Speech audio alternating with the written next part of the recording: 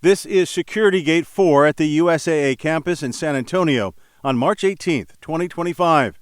Watch closely as the security officer steps out of the guard station. Here it is again. One of my coworkers, Chuck Sauer, came out of the guard shack, and immediately as he exited the guard shack, his gun just went off. Officer Chuck Searle's service pistol discharged. You can see the concrete explode as the bullet hits the sidewalk. What was your first reaction to that? We didn't know what happened. We thought Matthew Gill was one of the security guards on duty that day.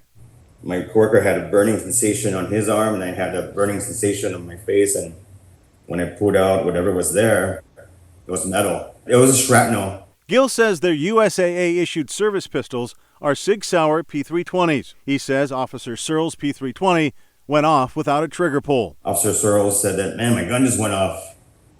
And he was like just freaking out, like hands up in the air. And, you know, we were just dumbfounded. We didn't know what to do. Gill says he was warned about the SIG Sauer P320 because of a previous incident. It was mentioned to me when I first got on board USAA that Officer Jones in 2021, his firearm went off and it shot him in the leg. And Gill says there was a third incident over the summer. It happened on September 26th on a Friday at the firing range. On the same day they changed out their holsters. Gill says he tried to raise alarm bells with USAA about the SIG Sauer P320 and the numerous reports of the P320 going off out of the blue.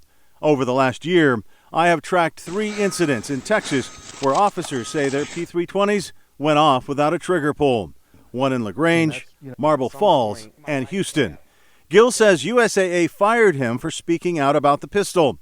USAA didn't comment on Gill's employment, but they did give me a statement regarding the March incident and the incident under investigation at the shooting range, saying, quote, "We have no greater priority than the safety of our employees," and went on to say 2 weapons that were unintentionally discharged were thoroughly assessed by the weapon manufacturer, a forensics lab, and USAA, and no evidence of a mechanical failure was found in either instance.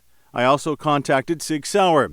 They told me SIG Sauer stands behind USAA's assertion that no mechanical failure was found with the P320 and that there was no indication of a weapon malfunction.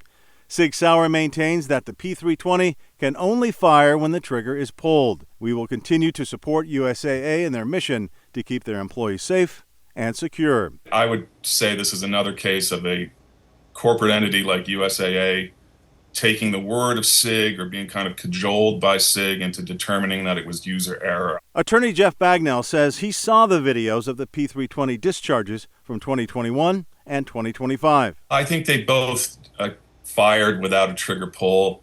Having seen the videos, knowing the history of this gun, having litigated these cases for 10 years, it's highly unlikely that both of these officers, or all 3 of them in fact, pulled the trigger while this gun was fully holstered. And Bagnell says these unintended discharges keep happening. We now know there's been over 400 incidents of the P320 discharging without a trigger pull around the country. I think we're in 46 states now.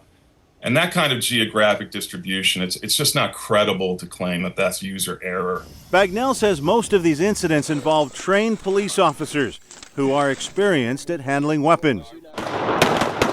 Since I started covering these reports of uncommanded discharges, several police departments around Texas have pulled the SIG Sauer P320 from service. A lot of officers are too afraid to speak up because they're afraid to be retaliated against. Now, Gill hopes USAA replaces the P320 with a new service weapon, so his former colleagues at Gate 4 won't have to wonder if they're next. Fix it. I mean, it's a good weapon, but it's faulty. There's a fault there somewhere.